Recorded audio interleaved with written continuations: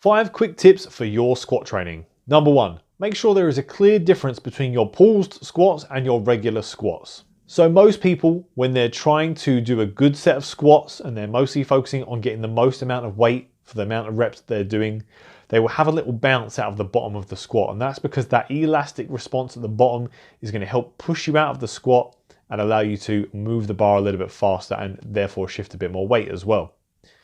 And other times in training, we might program a pause into that squat as well, where we make you sit in the bottom of the squat and hold it for a moment before you come back up. And that's going to build some time under tension at the bottom there and give you some very specific strength for that joint position and those muscle lengths. So both squats have their benefits, but what's important is that you know the difference between the two. I've met some people lately who I've been training with their squats who will pause at the bottom of the squat without really realizing that they're pausing.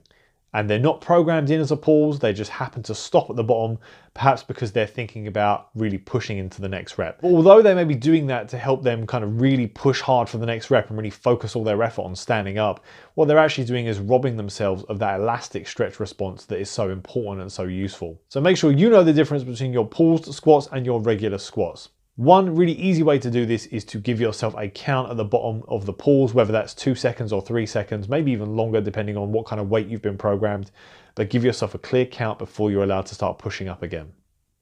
Number 2, if you are squatting with a bit of a bounce, make sure you don't lose tension as you bounce.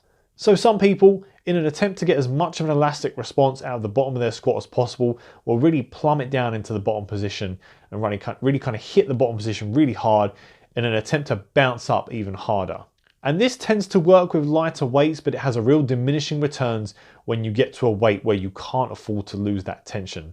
And a lot of people that drop really hard and try and bounce really hard and kind of lose the tension in their body, what will happen is they'll get buried by heavier weights and they won't have any strength to drive up. You often see this in people that are very mobile, people that are used to kind of allowing themselves to switch off and get into really deep ranges of motion.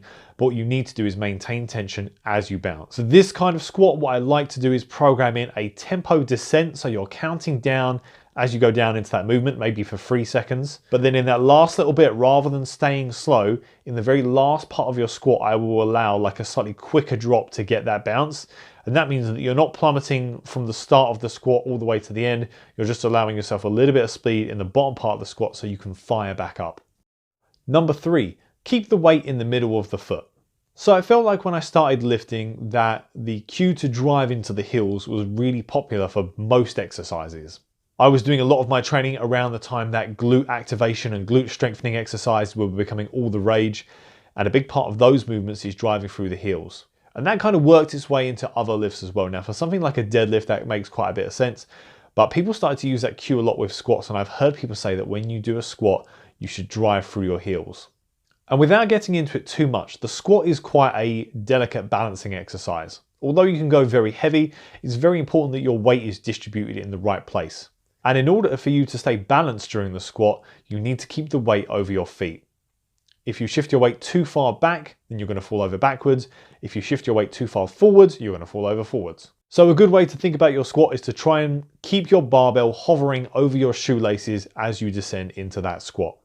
Tip number 4, push back into the bar. This is especially useful for people that tip over as you come up out of the squat. Now, tipping over as you squat isn't necessarily the worst thing in the world. But obviously, if you are leaning forward slightly and that bar is on top of you, then the way that you're going to finish that lift is by pushing against that bar to bring yourself into a more upright position.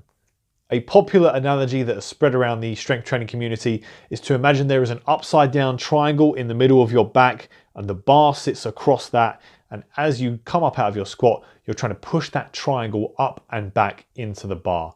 And that helps people drive through the final part of their squat. And number 5, don't obsess over having the most upright squat in the world. So for a lot of different reasons, we have this obsession with upright squatting. It's kind of a combination of people being obsessed with Olympic weightlifters who maybe have a very upright squat. It's also to do with the analogy that came around of squatting like a baby, even though our body mechanics are completely different to a baby's. And it's also to do with the obsession that people had for a very long time being very overzealous with the concept of ankle mobility. And all of those 3 obsessions that people had for a while meant that we all got obsessed with being the most upright squatter in the gym.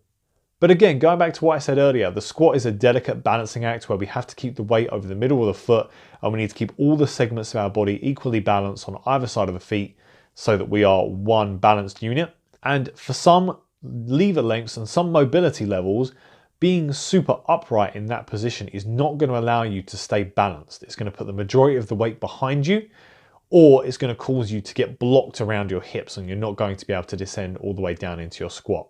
So if you are someone that really struggles with squatting in a very upright position and you've just smashed your head against a brick wall for so long trying to make it work, here's a tip for you. Allow yourself to lean forward a little bit. Remember tip 4, to keep the weight over the middle of the foot and allow yourself that little bit more lean forward to get there. And you might find that your squat becomes a lot stronger and a lot more controlled. So that was 5 tips on squatting. Hopefully that helped. Let me know in the comments whether that helped you, and send me any other questions you have about strength training, gym motivation, strength and conditioning, all those things. And as always, please like and subscribe, and I'll see you again soon.